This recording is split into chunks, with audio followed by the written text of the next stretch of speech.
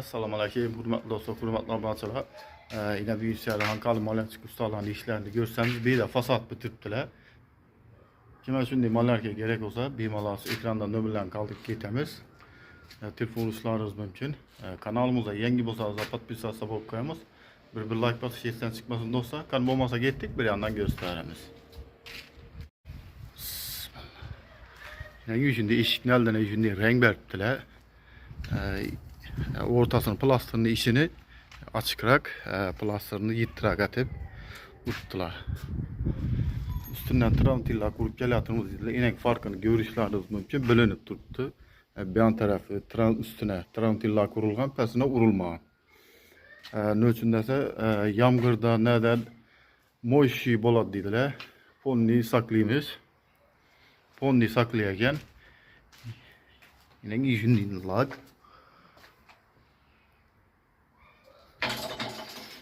İnek dostlar.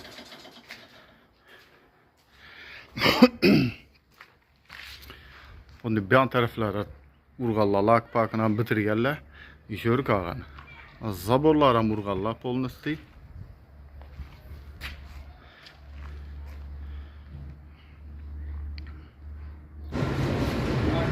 Bir an taraf, bağ taraflarına vurup öttüler. Bu da kalırsa bağlam Türkiye lak kaldı. Lakını vurup öttüler ustalar.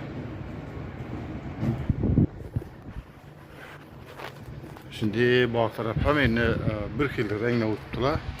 Zaboninin dillen laklar urulgan.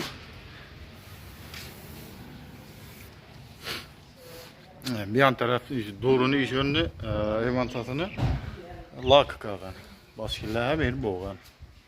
Bir yan taraf sel yittirak etçerler, bir yan sel açık. Ne olsa. Görüşleriniz mümkün. Erikler güllediğine Harazım. Yani erikler güllediğine Harazım'da.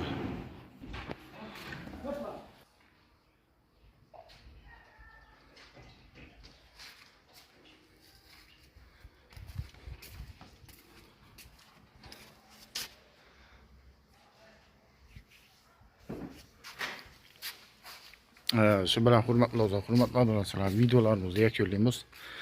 Kime shunday mallarga xizmatlari kerak bo'lsa bemalol shu ekrandan nomerlarni qoldirib ketamiz. Telefon urishlaringiz mumkin. Hankali ustalar bular. Ellaridan hamma ish keladi. Polni telefon qilaverasiz. Remont deysizmi, atachentami, bir vari bu orus bo'lsangiz ham materialni o'zlaridan olib borib ham uraveradilar. Pulni kelishib. Şu ekrandan nömrlarni qoldirib ketamiz, bemalol telefon urishlaringiz mumkin. Videolarimiz yoqqan bo'lsa bir like bosamiz. Keyingi videomizda sog' salomat bo'lib qoling deymiz do'stlar.